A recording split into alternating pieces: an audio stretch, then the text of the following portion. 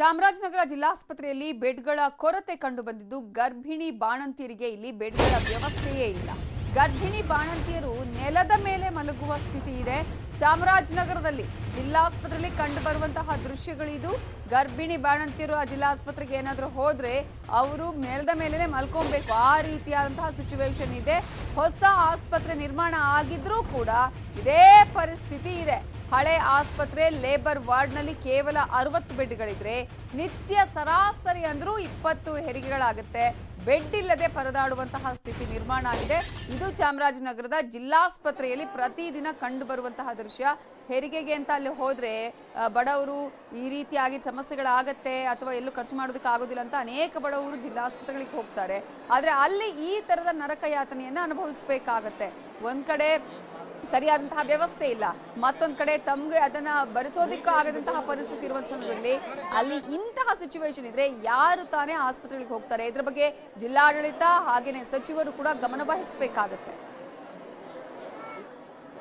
ಓಡಾಡಿ ತಿರುಗಾಡಿ ಟೈಮ್ ಆಗಬೇಕು, ಟೈಮ್ ಬರದೆ ಆಗೋದಿಲ್ಲ ಅದು. ಆಮೇಲೆ ಒಳಗಡೆ ಕರ್ಕತ್ತೀವಿ ಅಂತ ಹೇಳ್ತಾರೆ ಸರ್. ಬೆಡ್ ವ್ಯವಸ್ಥೆ ಅಂತೂ ಇಲ್ವೇ ಇಲ್ಲ ಇಲ್ಲಿ.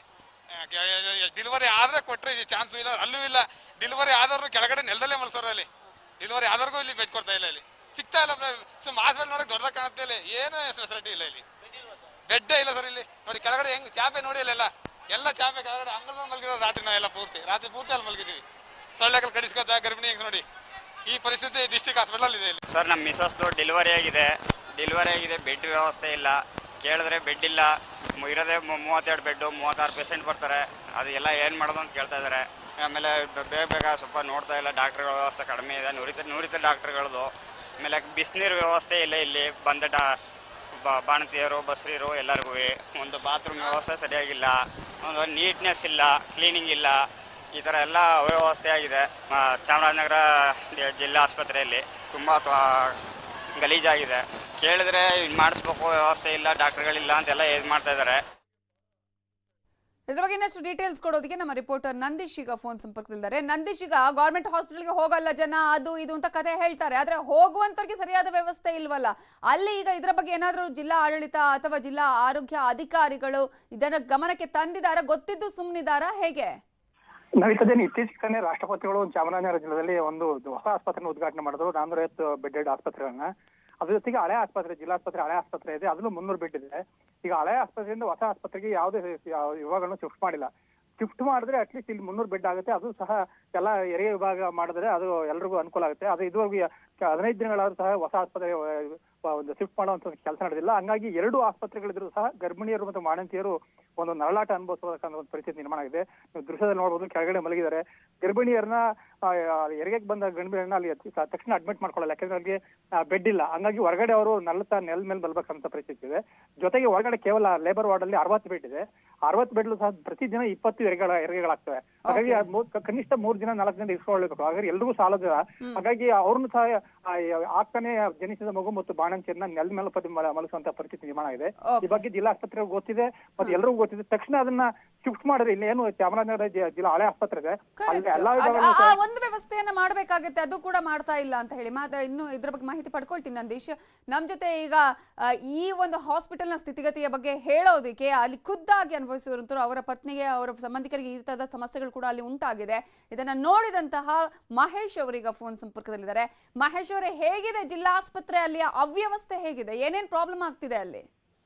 ಮೇಡಮ್, ಅದು ಜಿಲ್ಲಾ ಆಸ್ಪತ್ರೆಯಲ್ಲಿ ತುಂಬಾ ಸರ್ಮಾಲ್ಗಳೇನೆ ತುಂಬಿಕೊಂಡಿದೆ. ಇದರಲ್ಲಿ ಪ್ರೆಗ್ನೆಂಟ್ ಅಂತ ಬಂದವರಿಗೆ ಸರಿಯಾಗಿ ರೆಸ್ಪಾನ್ಸ್ ಮಾಡೋದಿಲ್ಲ, ಮತ್ತೆ ಬೆಡ್ಗಳು ಇರೋದಿಲ್ಲ. ಬೆಡ್ ಶಾರ್ಟೇಜ್ ಅಂತ ಹೇಳ್ತಾರೆ, ಬೆಡ್ ಕೊಡಿ ಅಂತ ಹಾಕ್ತಿಲ್ಲ, ಸರಿಯಾಗಿ ರೆಸ್ಪಾನ್ಸ್ ಮಾಡ್ತಾ ಇಲ್ಲ. ಜೊತೆಗೆ ಡೆಲಿವರಿ ಆದ್ರೂ ಕೂಡ ಮಗು ಮತ್ತೆ ಇದನ್ನ ಕೆಳಗಡೆ ಬೆಡ್ ಅಲ್ಲಿ ಮಲಗ್ತಾರೆ. ಬೆಡ್ ಮತ್ತೆ ಅಲ್ಲಿ ಈಗ ಆಲ್ರೆಡಿ ನಾವೀಗ ಕೊರೋನಾದಿಂದನೇ ಸಾಕಷ್ಟು ನಾವು ನೊಂದಿರೋದ್ರಿಂದ ಈಗ ಸಾಕಷ್ಟು ಜನ ಬರೋದ್ರಿಂದ ಅದು ಕೂಡ ರೋಗ ರುಜಿನಗಳು ಕೂಡ ಉದ್ಘಾಟನೆ ಆಗಿದೆ. ಅದ್ರ ಬಗ್ಗೆ ಕೇಳಿದ್ರೆ ಏನ್ ಹೇಳ್ತಾರೆ? ಮೇಡಮ್, ಹೊಸ ಹಾಸ್ಪಿಟಲ್ ಅಂತಂದ್ರೆ ನೀವು ಕೆಲವು ಮಾತ್ರ ವರ್ಗಗಳು ಮಾತ್ರ ಅಲ್ಲಿ ಮಾಡ್ಕೊಂಡಿದ್ದೀರಾ. ನೀವು ಹೆರಿಗೆ ಹಾಸ್ಪಿಟಲ್ ಪೂರ್ತಿ ಒಂದು ಹಾಸ್ಪಿಟಲ್ ಅಂತ ಇದನ್ನ ಮಾಡ್ಕೊಂಡ್ರೆ ಹಳೇದು ಪೂರ್ತಿ. ನಾನು ಮಾತನಾಡಿಸ್ತೀನಿ ಮಹೇಶ್, ಹಾಗೆ ಸಂಪರ್ಕದಲ್ಲಿ ಇರಿ. ನಮ್ ಜೊತೆ ಈಗ ಜಿಲ್ಲಾ ಸರ್ಜನ್ ಆಗಿರುವಂತಹ ಶ್ರೀನಿವಾಸ್ ಅವರು ಫೋನ್ ಸಂಪರ್ಕದಲ್ಲಿದ್ದಾರೆ. ನಮಸ್ತೆ ಸರ್. ನಮಸ್ತೆ ಸರ್, ಚಾಮರಾಜನಗರ ಜಿಲ್ಲಾಸ್ಪತ್ರೆಯ ವಿಚಾರವ ಹೇಳ್ತಾ ಇದ್ವಿ. 30 ಬೆಡ್ಗಳೇ ಇರೋದು, ಉಳಿದಂತೆ ಬಂದವ್ರಿಗೆಲ್ಲಾ ನೆಲದಲ್ಲೇ ಅಂತ ಹೇಳಿ ಹೇಗ್ ಇಲ್ಲ ಸರ್ ಹಾಗೆ ಏನಿಲ್ಲ. ಹೀಗಾದ್ರೆ ಈಗ ಎಲ್ಲೋ ಕೆಲವು ಕೇಸ್ಗಳಿಗೆ ನಮ್ಗೆ ಸ್ವಲ್ಪ ಬೆಡ್ ಸಮಸ್ಯೆ ಆಗಿತ್ತು ಈಗ. ಆದ್ರೆ ಮಂಡೇ ಈಗ ನಾವು ಸೋಮವಾರ ಈಗ ಮಾನ್ಯ ರಾಷ್ಟ್ರಪತಿಗಳು ನಮ್ಗೆ ಎಲ್ಲ ಬಂದು 7ನೇ ತಾರೀಕು ಅಕ್ಟೋಬರ್ ಅಲ್ಲಿ ಉದ್ಘಾಟನೆ ಮಾಡಿದ್ದಾರೆ ಹೊಸ ಆಸ್ಪತ್ರೆ. 450 ಬೆಡ್ ಹೊಸ ಆಸ್ಪತ್ರೆ ಆಗಿದೆ ಮೆಡಿಕಲ್ ಕಾಲೇಜ್ ಹತ್ರ.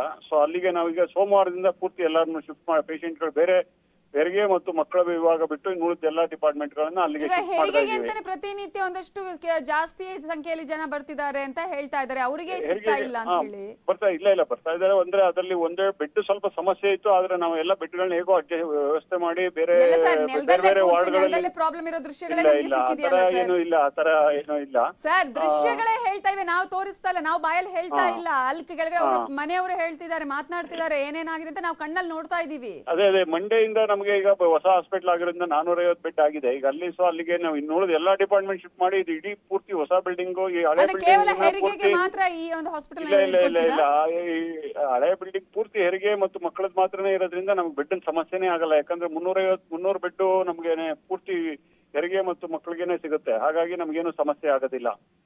ಬಟ್ ಈಗ ಶಿಫ್ಟ್ ಲೇಟ್ ಆಗಿರೋದು ಏನಕ್ಕೆ ಅಂತ ಹೇಳಿ? ಶಿಫ್ಟ್ ಇಲ್ಲ, ಏನಿಲ್ಲ. ನಾವು ಈಗ ಉದ್ಘಾಟನೆ ಆಗಿದ್ದೆ 7ನೇ ತಾರೀಕು ಅಕ್ಟೋಬರ್ 7ರಿಂದ. ಅವತ್ತಿಂದ ನಾವೆಲ್ಲ ಎಲ್ಲಾ ಡಿಪಾರ್ಟ್ಮೆಂಟ್ ಗಳನ್ನು ಶಿಫ್ಟ್ ಮಾಡ್ತಾ ಇದೀವಿ. ಯಾಕಂದ್ರೆ ಒಂದು ಸಣ್ಣ ಇದೇನಿಲ್ಲ, ಇದು ದೊಡ್ಡ 450 ಬೆಡ್ಗೆ ಶಿಫ್ಟ್ ಮಾಡ್ಬೇಕು ನಾವು ಅಷ್ಟೊಂದು. ಸೊ ಹಾಗಾಗಿ ಒಂದೇ ದಿವಸ ಶಿಫ್ಟ್ ಮಾಡಿದ್ರೆ ಪೇಷಂಟ್ ಗಳಿಗೆ ಏನಾದ್ರು ಸಮಸ್ಯೆ ಆಗೋ ಚಾನ್ಸ್ ಇರುತ್ತೆ.